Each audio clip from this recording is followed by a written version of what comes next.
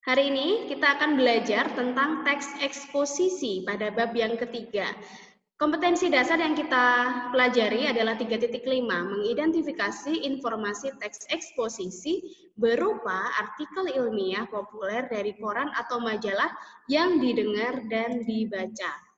Tujuan kita belajar hari ini adalah peserta didik mampu mengidentifikasi informasi teks eksposisi berupa artikel ilmiah populer dari koran atau majalah yang didengar dan dibaca. Baik, kita harus mengerti dulu pengertian tentang teks eksposisi. Teks eksposisi adalah sebuah teks yang berisi informasi dan pengetahuan yang dimuat secara singkat dan padat. Tujuan teks eksposisi adalah untuk menjelaskan informasi tertentu agar bisa menambah ilmu pengetahuan pembaca. Teks eksposisi memuat, ini yang penting anak-anak, penilaian, dorongan, atau ajakan-ajakan tertentu kepada khalayak. Khalayak ini artinya adalah kepada masyarakat, kepada orang lain seperti itu, kepada seluruh masyarakat Indonesia. Contohnya seperti itu ya. Jadi bentuk teks eksposisi ini dapat ditemui di media massa, kemudian berupa esai, tajuk rencana atau editorial, dan tanggapan kritis. Nah, ciri-ciri teks eksposisi apa saja? Yang pertama adalah bersifat objektif. Artinya adalah pembahasan persoalan dalam teks eksposisi ini tidak menggunakan kata atau frasa yang bersifat menarik emosional pembaca, sehingga tidak memihak kepada siapapun. Artinya, tulisan yang nanti ditulis atau yang disampaikan harus bersifat objektif dan juga netral. Kemudian bersifat informatif, artinya setelah dibaca, pembaca merasa mendapat informasi tambahan. Lalu, ciri-ciri selanjutnya adalah teks eksposisi memuat fakta. Yang keempat, menggunakan bahasa baku dan gaya bahasa yang lugas. Selain itu, tanda baca dan ejaan juga sangat diperhatikan yang ditulis berdasarkan PUEBI, artinya Pedoman Umum Ejaan Bahasa Indonesia. Nah, yang terpenting adalah ini anak-anak, yang tidak kalah penting ada unsur teks eksposisi, yaitu ada gagasan dan juga ada fakta. Apa itu gagasan? Gagasan adalah ide atau pendapat. Isinya berupa pernyataan yang mungkin bisa berupa komentar, penilaian, saran, dorongan, dan bujukan. Jadi yang dinamakan gagasan ini isinya adalah ada komentar, ada penilaian, ada saran, ada dorongan, dan juga ada bujukan. Lalu unsur-unsur teks eksposisi yang tidak kalah penting lagi juga ada fakta. Apa itu artinya fakta? Kalian pasti sudah tahu ya. Fakta adalah keadaan atau peristiwa yang merupakan kenyataan sesuatu yang benar-benar ada atau terjadi. Dalam teks eksposisi, fakta fungsinya adalah untuk memperkuat gagasan sehingga diharapkan lebih meyakinkan khalayak. Artinya harus ada fakta. Ketika kita menulis sebuah teks eksposisi itu harus ada faktanya. Seperti itu. Lalu slide yang selanjutnya adalah kita akan membahas tentang, contoh, ini contoh gagasannya anak-anak.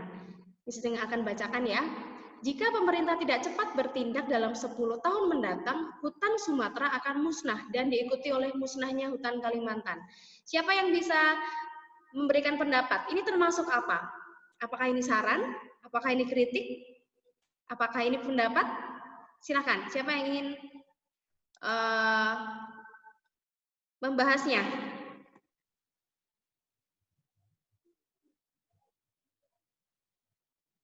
Tadi apa? Nah, ini ya, kalimat ini itu merupakan kalimat gagasan. Nah, ini termasuk gagasan apa? Misalkan, apakah ini termasuk kritik atau saran? Termasuk apa menurut kalian? Jika pemerintah tidak bertindak dalam 10 tahun mendatang, hutan Sumatera akan musnah dan diikuti oleh musnahnya hutan Kalimantan. Artinya apa berarti? Iya, apa? Saran. Saran? Apakah saran? Tidak apa-apa, silakan berpendapat saja. Apa Glenn? Kritik. Atau Revan? Kritik. Intan bilang ini kritik. Apakah ini kritik? Ayo. Jika pemerintah tidak cepat bertindak dalam 10 tahun mendatang, hutan Sumatera akan musnah dan diikuti oleh musnahnya hutan Kalimantan. Kita akan melihat ya, kita akan melihat dulu tadi. Nah, gagasan ini isinya apa? Ada komentar, ada penilaian, ada saran, ada dorongan, dan ada bujukan. Nah, kalimat ini, gagasan ini termasuk yang mana anak-anak? Komentar. Komentar.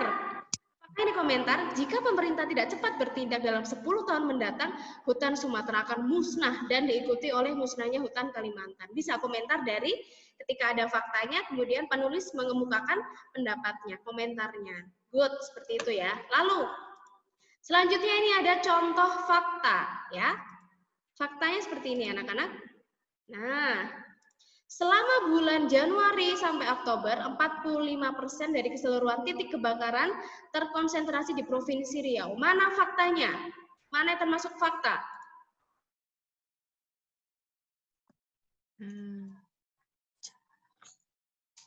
Bulan fakta tidak? Apakah bulan itu ada? Ya, bulan Januari Oktober ini fakta. Kemudian ini ada data 45% dari keseluruhan titik kebakaran terkonsentrasi di Provinsi Riau. Ini sudah berdasarkan data berarti. Berarti jelas ya, apa perbedaan antara gagasan dengan fakta? Kalau gagasan ini isinya bisa komentar tadi, kemudian bisa pendapat, ide, kemudian ada juga saran maupun kritik seperti itu ya. Nah, fakta ini yang benar-benar terjadi, kalimat yang mendukung gagasan tersebut. Nah, seperti itu. Nah, di dalam teks eksposisi selanjutnya ada yang namanya pola pengembangan teks eksposisi. Nanti di bagian menyimpulkan kalian akan belajar lagi tentang gagasan utama atau ide pokok atau gagasan pokok. Dulu kita sudah pelajari ya di teks laporan hasil observasi kelas 7. Nah, kita akan mengulang kembali. Pola pengembangan teks eksposisi itu dibagi menjadi 4 anak-anak. Jadi ada pola pengembangan umum ke khusus, kemudian pola khusus umum, pola ilustrasi, dan pola perbandingan. Sebetulnya ada banyak pola, tapi kita belajar 4 saja, kita sesuaikan yang ada di buku paket, supaya kalian belajarnya bisa mudah seperti itu ya. Baik, nah yang pertama pola umum khusus. Apa ini Miss, pola umum khusus? Jadi pola pengembangan ini, ide pokok bagian teksnya ditempatkan pada awal paragraf. Ini ya, dicermati ya. Yang kemudian diikuti oleh ide-ide penjelas. Artinya adalah pola umum khusus dikenal dengan paragraf deduktif. Kalimat utama ada di awal paragraf atau awal kalimat ya. Ide-ide penjelasnya merupakan perincian dari ide umum yang dikemukakan sebelumnya. Seperti itu ya. Lalu yang selanjutnya. Yang selanjutnya adalah, sebentar ya, Miss Ajeng akan clear dulu. Nah, contohnya adalah seperti ini.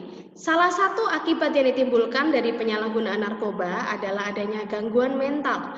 Pengguna bisa mengalami kondisi mental yang membuatnya terlihat seperti orang gila. Narkoba pun menjadi pemicu perilaku aneh para pengguna yang bisa merugikan orang lain bahkan diri sendiri. Mana kalimat utamanya? Mana anak-anak? Mana kalimat utamanya? Salah satu akibat yang ditimbulkan. Ya, betul Niko. Salah satu akibat yang ditimbulkan dari penyalahgunaan narkoba adalah adanya gangguan mental. Nah, kalimat nomor 2 dan kalimat nomor 3 ini adalah penjelas dari kalimat pertama. Berarti ini bisa dikatakan merupakan pola umum khusus deduktif ya. Jadi kalimat utamanya itu ada di awal kalimat seperti itu ya, atau di awal paragraf seperti itu. Sampai di sini ada yang ditanyakan? Belum ya? Ini kalian sudah paham kok, dulu kelas 7 juga sudah pernah belajar ya.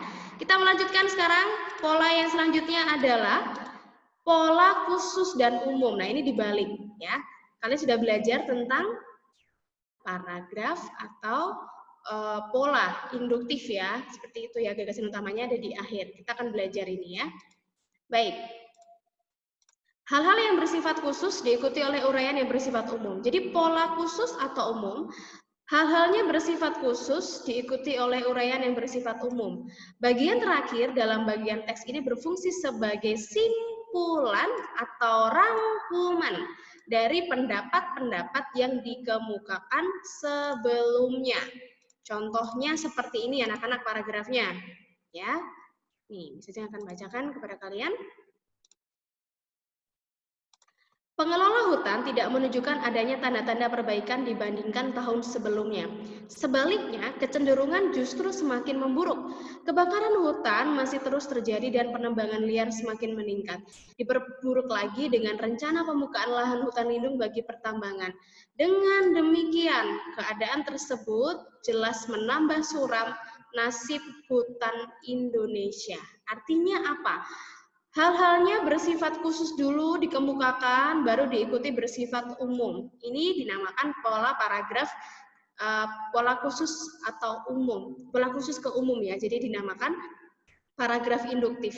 Jadi kalimat utamanya atau ide pokoknya ada di akhir kalimat. Dengan demikian, kemudian ada kata jadi, nah seperti itu. Ini dinamakan di dalam teks eksposisi namanya pola khusus ke umum, seperti itu. Nah, lalu ada selanjutnya adalah pola ilustrasi. Sebuah gagasan yang terlalu umum memerlukan ilustrasi-ilustrasi konkret. Ilustrasi-ilustrasi tersebut berfungsi untuk membuktikan suatu pendapat. Dalam hal ini, pengalaman-pengalaman pribadi merupakan bahan ilustrasi yang paling efektif dalam meyakinkan kebenaran suatu gagasan. Contohnya seperti ini, anak-anak, ilustrasi. Ponsel pintar mempunyai sejumlah kelebihan yang dapat dimanfaatkan oleh manusia, sehingga manusia pun menjadi mudah dalam melakukan berbagai hal. Meski begitu, ponsel pintar meski digunakan secara bijak harus digunakan secara bijak agar ponsel tidak rusak dan kehilangan fungsinya. Jika ponsel sampai kehilangan fungsinya, maka ponsel tidak bisa digunakan secara optimal oleh manusia. Siapa yang bisa menjawab? Ini termasuk ilustrasi dalam hal apa, anak-anak? Menjelaskan tentang paragraf ini tentang apa? Ilustrasi tentang apa?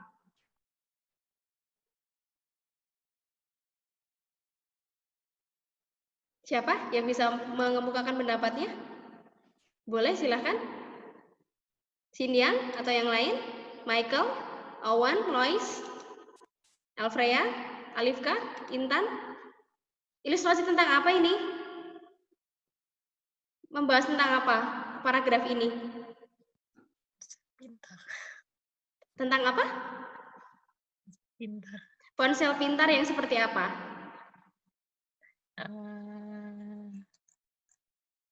Memiliki berbagai kelebihan. Jadi intinya kalau ilustrasi ini ya, itu berfungsi membuktikan suatu pendapat. Jadi di dalam paragraf ini ada pendapat-pendapat, ada ilustrasi-ilustrasinya, seperti itu ya. Nah, selanjutnya pola perbandingan. Contohnya seperti ini.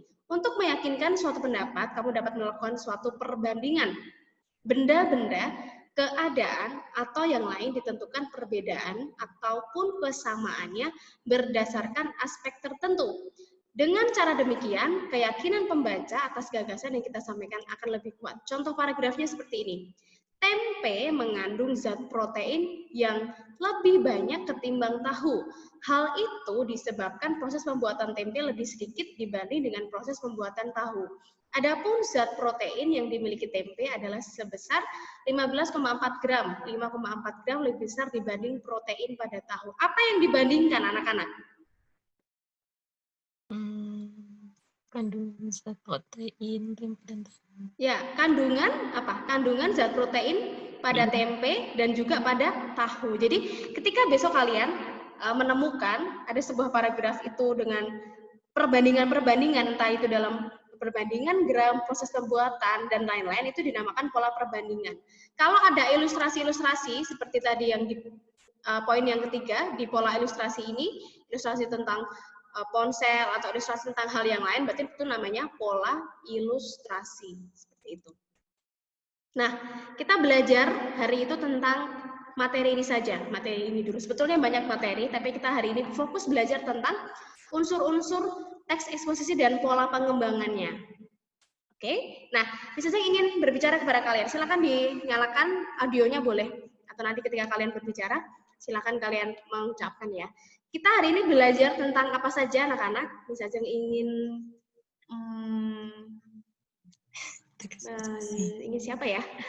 Yang biasanya jarang Zoom itu, yang jarang kelihatan. Oh, Belik aja, Belik. Hai Belik. Mana Belik ini?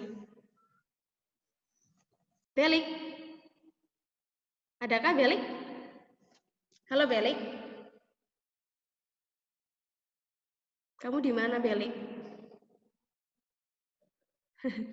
Sinyal. Oke, sinyalnya susah ya. Ganti saja ya. Olivia. Hai Olivia.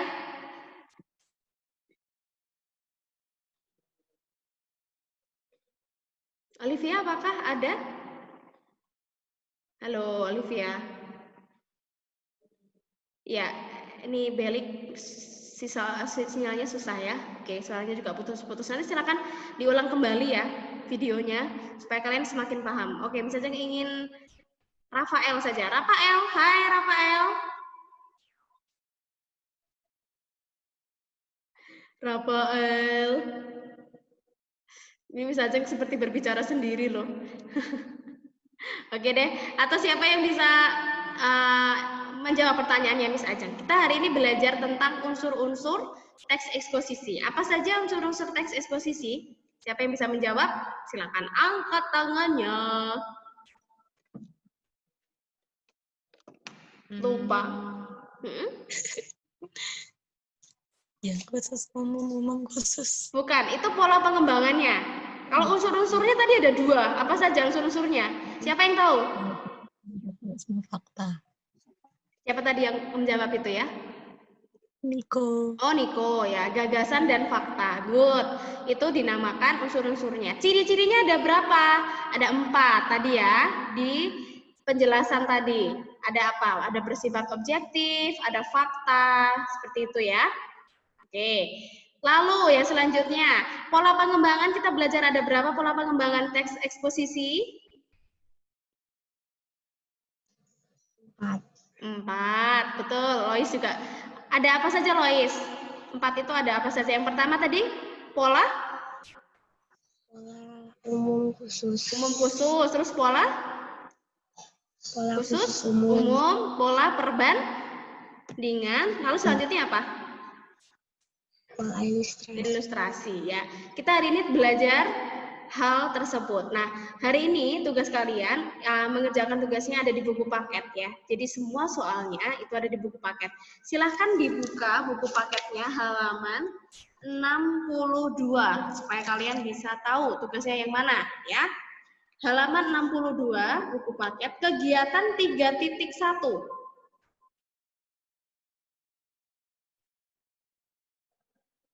Ya.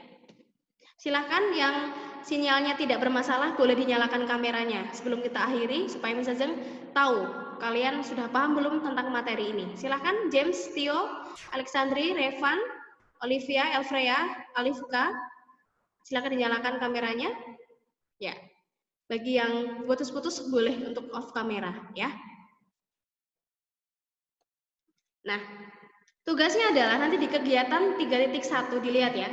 Itu ada 5 soal. Nanti silakan kalian kerjakan 1 sampai 5. Kemudian yang B, perhatikanlah ketiga teks berikut. Itu kalian membuktikan bahwa ketiga cuplikan tersebut merupakan bagian dari teks eksposisi. Misalkan gagasannya mana? Adakah gagasannya? Adakah faktanya? Seperti itu. Kalian mengerjakan secara singkat-singkat saja boleh. Lalu yang selanjutnya adalah tugas di halaman 65, kegiatan 3.2. Jadi hari ini ada kegiatan 3.1 dan 3.2 untuk tugasnya. Ya. 3.2 seperti ini tugasnya anak-anak. Teks manakah yang merupakan bagian dari teks eksposisi? Jadi ada 5 teks. Nanti kalian menyebutkan saja nomor 1 misalkan merupakan teks eksposisi karena terdapat gagasan yaitu atau fakta yaitu apa? Oh, bukan merupakan teks eksposisi tapi merupakan teks deskripsi karena apa? Seperti itu. Paham sampai di sini? Ya. Jadi tugasnya itu kegiatan 3.1 dan 3.2. Kalian boleh mengerjakannya diketik, boleh juga mengerjakannya ditulis tangan. Apakah ada pertanyaan sampai di sini? Oke, Tio, good. Terima kasih jempolnya. Yang lain, apakah ada pertanyaan atau sudah cukup? Silahkan, boleh chat Miss Ajeng, boleh mengemukakan suaranya. Sudah Miss atau belum Miss? Nanti Miss ulang lagi kalau kalian belum paham. Sudah atau belum? Pakai emot deh, pakai emot apa gitu. Udah paham? Sip atau tepuk tangan atau apa terserah kalian ya. Supaya Miss Ajeng tahu. Oke, Intan sudah menunjukkan. Oke, Kalian mau bingung, Miss. Ya. Niko bingungnya yang mana? Alifka sudah Bingung, paham. Miss. Oh ya. Oke, ya. Nanti kalau masih ada yang bingung boleh japri Miss Ajeng ya. Nanti boleh Miss Ajeng akan menerangkan kembali khusus untuk kalian. Seperti biasa, ya. Revan sudah paham atau belum, Revan? Sudah, Miss, Oh sudah. ya. Kamu sepertinya mainan ya. Mainan apa, Van? Oke, ya. Terima kasih. Oh ya, oke. Terima kasih untuk partisipasinya untuk anak-anak kelas 8. Waktu kita tinggal 5 menit lagi. Pas ya, 35 menit. Jadi hari ini kita belajar yang pertama tentang ciri-ciri teks eksposisi, kemudian belajar tentang pengertian teks eksposisi, unsur-unsur teks eksposisi, dan pola pengembangan teks eksposisi. Bisa Ajeng harap materi ini bisa kalian pahami dan kalian bisa mengerjakan tugas dengan baik sampai nanti deadline-nya jam 8 malam. Nah, untuk tugas-tugas yang lain nanti Miss Ajeng akan rilis skornya, jadi nanti kalian silakan lihat jawaban mana yang benar, kemudian kunci jawabannya juga Miss Ajeng akan share kepada kalian seperti itu. Dan nanti di minggu depan kita akan melakukan pembahasan untuk tugas hari ini seperti itu. Sampai di sini paham ya? Ya, oke. Terima kasih kelas 8 untuk partisipasinya. Terima kasih kalian sudah bertatap muka dengan Miss Ajeng meskipun masih secara virtual ya. Semoga kita segera dipertemukan supaya dari sini semakin baik dan kita bisa belajar seperti normal kembali. Miss Ajeng bisa ketemu sama kalian, kalian bisa sekolah, ketemu sama guru-guru, ketemu sama teman-teman, ya kan? Jajan di kantin sekolah, ya kan? dan sebagainya, bisa melakukan aktivitas normal juga, ya. Oke, selamat pagi, sampai jumpa. Kita bertemu lagi minggu depan. Bye.